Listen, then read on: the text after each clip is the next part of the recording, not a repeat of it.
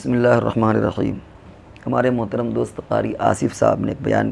ایک سوال یہ کیا ہے کہ یہ جو اس وقت آلوک موریہ اور جیوتی موریہ کے تعلق سے سوشل میڈیا میں ہنگامہ برپا ہے اور بہت ساری چیزیں آ رہی ہیں، اسلامی نقطہ نظر سے اگر میاں بیوی میں اختلاف ہو جائے تو اس کو کیا بہتر شکل اس کے اپنانے کی ہے، کیسے اس اختلاف کو دور کیا جائے؟ دیکھیے، اسلام نے عورت کو جو مقام دیا ہے وہ کسی اور مذہب میں نہیں ہے، اور اسلام نے ہر ایک کی جو عزت کا خیال رکھا ہے وہ بھی کسی اور جگہ پر نظر نہیں آتا۔ انسان کی، مرد ہو یا عورت، سب سے بڑی بے عزتی یہ ہوتی ہے کہ اس کی کردار کشی کی جائے یا اس کی عزت پر بٹا حرف آئے،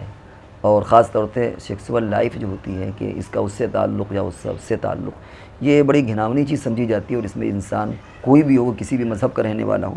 اس سے اس کی کردار کشی جتنی ہوتی اتنی کسی اور چیز میں نہیں ہوتی۔ چنانچہ مذہب اسلام میں یہ ہے کہ اگر کسی نے کسی پر اس طرح کے الزام لگائے اور ثابت نہیں کر سکا تو اسے باقاعدہ 80 کوڑے مارے جائیں گے، اور اس کے ثبوت کے لیے بڑی شرائط سخت ہیں کہ 4 گواہ کم سے کم ہونا چاہیے اور باقاعدہ وہ عینی مشاہدہ کریں۔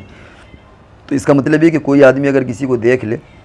تو اس کو بیان کرنے کی ضرورت ہی نہیں کہیں پر، تاکہ ڈھکا چھپا معاملہ رہے، وہ جانے، ان کا کام جانے۔ لیکن اب پرابلم یہ آتی ہے کہ میاں بیوی والا اگر کسی شوہر نے بیوی کو دیکھ لیا ہو تو وہ کیا کریں؟ اگر وہ کسی سے کہتا ہے تو گواہ، مثال کے طور پر اگر قاضی سے یا کسی سے کہتا ہے تو یہ ہوگا کہ گواہ لاؤ، گواہ لینے جاتا ہے تو وہاں پر عینی جو مشاہدہ ہوگا وہ ختم ہو جائے گا۔ تو اس طرح شوہر گھٹ گھٹ کر کے جیے گا۔ تو اس کے لیے قرآن پاک میں ایک پیکیج اور ایک نصاب اللہ تبارک و تعالیٰ نے اتارا، اور وہ یہ کہ والذین یرمون ازواجہم ولم یکن لہم شہداء الا انفسہم فشہادۃ احدہم 4 شہادات باللہ انہ لمن الصادقین والخامسۃ ان لعنۃ اللہ علیہ ان کان من الکاذبین۔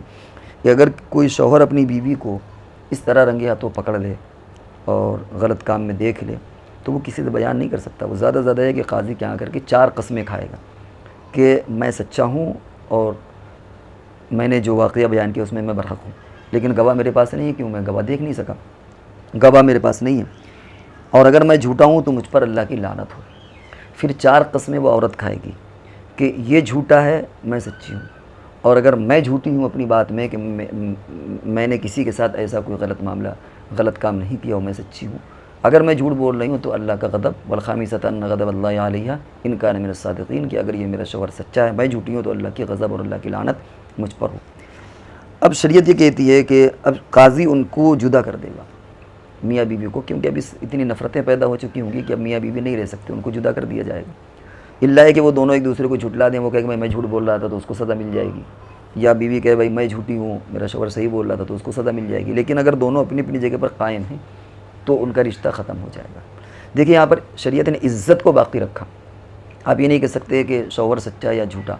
آپ یہ نہیں کہہ سکتے کہ بیوی سچی ہے یا جھوٹی، اللہ جانتا ہے یا وہ دونوں جانتے ہیں، لیکن معاشرے میں ان کی اس چیز پر پردہ پڑا رہا، کسی کی عزت نیلام نہیں ہوئی۔ تو شریعت نے اس کا بڑا اہتمام کیا ہے کہ کسی عورت کی عزت پر بٹا نہ لگے، برسر عام وہ، یعنی معاشرے میں وہ بے عزت ہو کر کے نہ رہ جائے، کیونکہ اس کا اثر پھر بچے پر بھی پڑے گا۔ اگر بعد میں بچے پیدا ہوتے ہیں یا بچے اس کے ہیں تو لوگ اس کو طعنہ دیں گے کہ تمہاری ماں ایسی تھی، لیکن یہاں کیا ہے، یہ کہہ نہیں سکتے کہ یہ غلط یا یہ غلط، سمجھ رہے ہیں؟ تو اس اعتبار سے ان بچوں پر بھی کوئی حرف نہیں آئے گا، وہ بچے بھی عزت کی زندگی گزاریں گے۔ تو شریعت کی حکمت یہ ہے، مثال کے طور پر اگر شرعی نقطہ نظر سے اس کیس کو دیکھا جائے، حالانکہ جہاں تک جیوتی اور لوگ کا مسئلہ، ہم کو اس سے لینا دینا نہیں، وہ تو وہاں کی عدالت، یہاں کی جو عدالت ہے وہ اپنا تحقیق کریں گے کہ کون صحیح ہے کون غلط ہے، لیکن اسلامی نقطہ نظر سے کسی کو اس کی اجازت نہیں ہے کہ وہ اپنی بیوی کی، اپنی فیملی لائف کو اس طرح سوشل میڈیا پہ وائرل کرے، بے عزت کرے، کیونکہ اگر اس کو بحال بھی کر دیا گیا، جہاں بھی وہ جائے گی تو لوگ اس پر فنگر اٹھائیں گے، انگلی اٹھائیں گے کہ یہ عورت فلانی ہے، اس کے اوپر یہ الزام لگ چکا ہے، حالانکہ